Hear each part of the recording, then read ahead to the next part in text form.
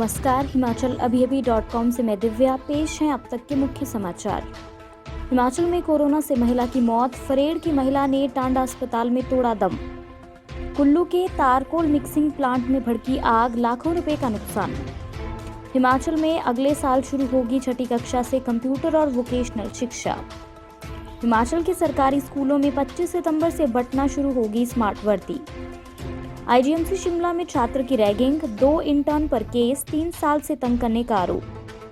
Corona काल में राहत नहीं, अभी और ज्यादा बढ़ने वाली है महंगाई। अयोध्या मस्जिद ट्रस्ट में सरकारी नुमाइंदगी के लिए सुप्रीम कोर्ट में याचिका दाखिल। सुशांत मामले में रिया का ड्रग्स कनेक्शन आया सामने, सीबीआई ईडी के बाद एनसीबी भी एक्शन में। चीन के राजदूत बोले, गलवा में हुई घटना दुर्भाग्यपूर्ण, समृद्धिशाली इतिहास इसे नजरअंदाज करेगा। अब समाचार विस्तार से। आपके स्वास्थ्य का प्रहरी श्री बालाजी हॉस्पिटल, कांगड़ा, हिमाचल। हिमाचल प्रदेश में कोरोना का कहर बढ़ता जा रहा है। जिला कांगड़ा से सुबह सवेरे एक बुरी खबर सामने आई है। टांडा अस्पताल में बुधवार सुबह 45 वर्षीय महिला की कोरोना से मौत हो गई।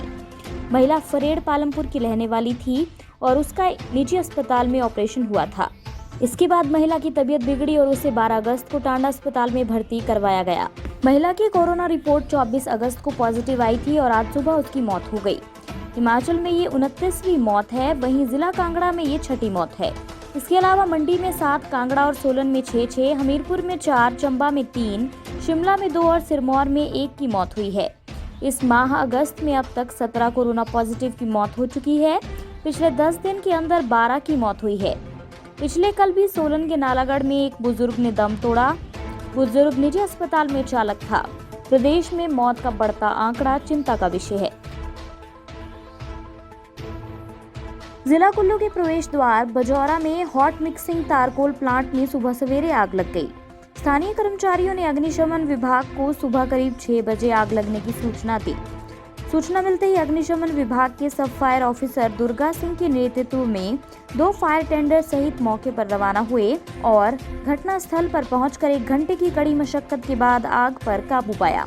इस आगजनी की घटना में जिया निवासी कपिल राणा को 2 लाख रुपए का नुकसान हुआ है, जबकि अग्निशमन विभाग ने 60 लाख रुपए की संपत्ति बचाई। सब फायर ऑफिसर दुर्गा सिंह ने बताया कि सुबह करीब 6 बजे अग्निशमन विभाग के कार्यालय में बजौरा से सूचना मिली कि तारकोल मिक्सिंग प्लांट में आग लगी है। उसके बाद 2 फायर टेंडर के साथ टीम घटनास्थल पर पहुंची और आधा दर्जन कर्मचारियों ने 1 घंटे की मशक्कत के बाद आग पर काबू पाया।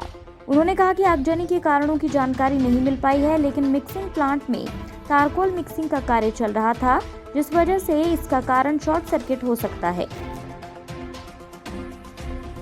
नई शिक्षा नीति को हिमाचल में लागू करने की कैबिनेट से मंजूरी मिलने के बाद अफसरशाही ने होमवर्क करना शुरू कर दिया है। इसे प्रदेश में चरणबद्ध लागू किया जाएगा। नई नीति के तहत शामिल ऐसे कार्य जो पहले से चल रहे हैं, उन्हें चरण में विस्तार देने की तैयारी शुरू कर दी है। अगले साल छठी कक्षा से कंप्यूटर और वोकेशनल शिक्षा अनिवार्य कर दी जाएगी। अभी 9वीं कक्षा से ये विषय पढ़ाए जा रहे हैं। प्री प्राइमरी स्कूलों की संख्या भी बढ़ेगी। अभी 3840 स्कूलों में नर्सरी केजी की कक्षाएं लग रही हैं, जो अगले साल तक अन्य स्कूलों में भी लगेंगी। आंगनबाड़ी केंद्र भी प्री प्राइमरी से जुड़ेंगे।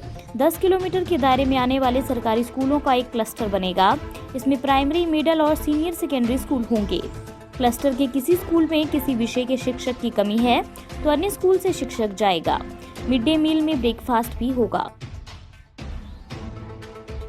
हिमाचल के सरकारी स्कूलों में पढ़ने वाले करीब 7.90 लाख विद्यार्थियों को 25 सितंबर से स्मार्ट वर्दी मिलना शुरू हो जाएगी। इस दौरान तक अगर स्कूल बंद ही रहे तो मिड डे मील की तर्ज पर अभिभावकों को स्कूलों में बुलाकर वर्दी का आवंटन किया जाएगा। सितंबर के पहले सप्ताह से प्रदेश के विभिन्न जिलों में सप्लाई पहुंचना शुरू हो जाएगी।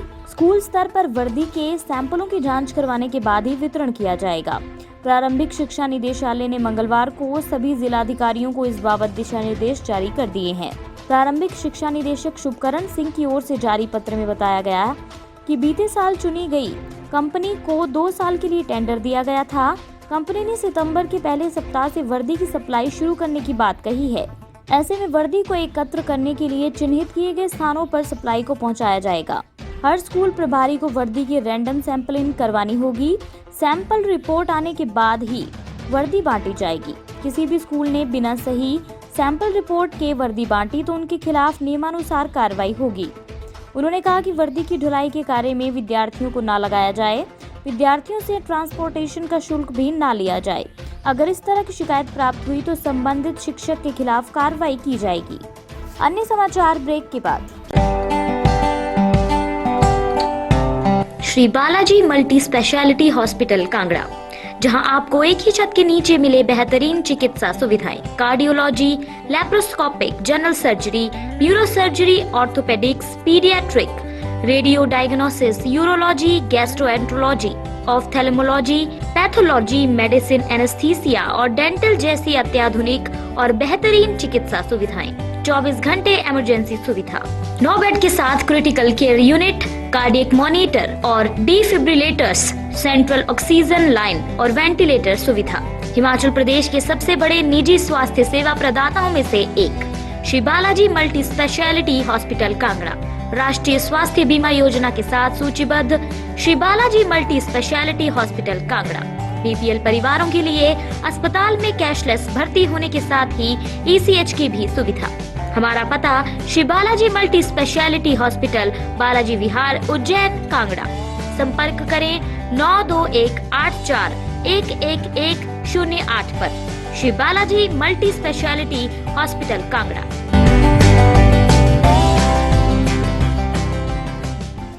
प्रदेश के सबसे बड़े चिकित्सा संस्थान इंदिरा गांधी मेडिकल कॉलेज एवं अस्पताल शिमला के 2 वरिष्ठ प्रशिक्षुओं पर जूनियर की रैगिंग का आरोप लगा है।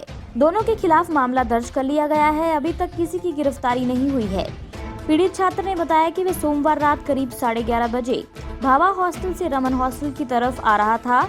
परीक्षा की तैयारी के लिए वे भावा हॉस्टल में दूसरे छात्रों के पास गया था। जब वे गेट पर पहुंचा तो इंटर्न नशे में बहस कर रहे थे। वे वहां से गुजरने लगा तो उन्होंने उसे गालियां दी और फिर पीटा। छात्रावास के गेट पर हुआ हंगामा सीसीटीवी कैमरे में कैद हुआ है। छात्र ने वार्डन को इसकी सूचना दी। इसके बाद लक्कड़ बाजार पुलिस चौकी में शिकायत की गई। छात्र का आरोप है कि 3 साल से जूनियर के साथ रैगिंग की जा रही है। सीनियर रात भर जगाते हैं, उनसे अपनी फाइलें बनवाते हैं। एसपी शिमला मोहित चावला ने बताया कि रैगिंग एक्ट के तहत मामला दर्ज कर लिया गया है। छानबीन की जा रही है। कोरोना काल में देश की अर्थव्यवस्था पर काफी बुरा असर पड़ा है। अब बुरी खबर ये है कि आने वाले समय में महंगाई अभी और ज्यादा बढ़ने वाली है। भारतीय रिजर्व बैंक ने ये अनुमान लगाया है। रिजर्व बैंक की 2019-20 की वार्षिक रिपोर्ट में ये अनुमान लगाया गया है। गौरतलब है कि सरकारी आंकड़ों के अनुसार जुलाई में खुदरा महंगाई बढ़कर 6.93% तक पहुंच गई थी। मुख्य रूप से सब्जियों, दालों, मांस और मछली के दाम बढ़ने की वजह से महंगाई बढ़ी है। जून महीने में खुदरा महंगाई दर 6.23% थी। जून के बाद जुलाई में भी खुदरा महंगाई दर के आंकड़े भारतीय रिजर्व बैंक द्वारा तय सुविधाजनक दायरे से बाहर हो चुके हैं। जुलाई में खाद्य महंगाई यानी कंज्यूमर फूड प्राइस इंडेक्स बढ़कर 9.62% पर पहुंच गई। रिजर्व बैंक का कहना है कि कोरोना संकट और खाद्य तथा मैन्युफैक्चर्ड सामान की आपूर्ति श्रृंखला बाधित होने से अगले महीनों में महंगाई और बढ़ेगी। सुप्रीम कोर्ट में एक याचिका दायर की गई है जिसमें मस्जिद के निर्माण के लिए गठित अयोध्या मस्जिद ट्रस्ट में एक सरकारी उम्मीदवार की नियुक्ति को लेकर निर्देश देने की मांग की गई है। ये याचिका अयोध्या मामले में हिंदू पक्ष के एक वकील करुणेश शुक्ला ने अपने वकील विष्णु जैन के माध्यम से दायर की है। उत्तर प्रदेश के सुन्नी सेंट्रल वक्फ बोर्ड ने सर्वोच्च न्यायालय के निर्देश पर उत्तर प्रदेश सरकार द्वारा अयोध्या में आवंटित भूमि पर एक मस्जिद और अन्य सुविधाओं के निर्माण के लिए एक 15 सदस्यीय trust Indo Islamic cultural foundation बनाया है। अयोध्या विवादित भूमि मामले में पिछले साल 9 नवंबर को शीर्ष अदालत ने केंद्र सरकार को विवादित भूमि को मंदिर निर्माण के लिए देने और एक ट्रस्ट का गठन करने का निर्देश दिया था। एक्टर सुशांत सिंह राजपूत केस की अब 3 एजेंसियां जांच कर रही हैं। प्रवर्तन निदेशालय ईडी, सीबीआई के बाद नारकोटिक्स कंट्रोल ब्यूरो की टीम ड्रग्स कनेक्शन की जांच करेगी। ये ड्रग्स कनेक्शन रिया चक्रवर्ती के चैट में सामने आया था। इसकी पड़ताल अब एनसीबी करेगी। कुछ देर में एनसीबी के डायरेक्टर राकेश अस्थाना अधिकारियों के साथ जांच की रणनीति बनाएंगे। मीटिंग में ये तय होगा कि एनसीबी की कौन सी यूनिट पूरे मामले की तफ्तीश करेगी। डायरेक्टर राकेश अस्थाना ने कहा था कि एनसीबी भी सुशांत केस की जांच शुरू कर रही है। सूत्रों के मुताबिक ईडी ने एनसीबी को चिट्ठी लिखी है और कहा कि सुशांत से जुड़े कुछ लोग ड्रग्स लेते थे, कुछ लोगों का ड्रग्स डीलर से कांटेक्ट भी था। लिहाजा बड़े पैमाने पर नारकोटिक्स कंट्रोल ब्यूरो इसकी जांच शुरू करने वाली है। जांच का दायरा काफी बड़ा रहेगा, जिसे लेकर दिल्ली, मुंबई के बड़े और अनुभवी अधिकारियों को इस तफ्तीश में लगाया गया है। सुशांत केस की जांच के दौरान रिया चक्रवर्ती का अब ड्रग्स कनेक्शन भी सामने आ रहा है।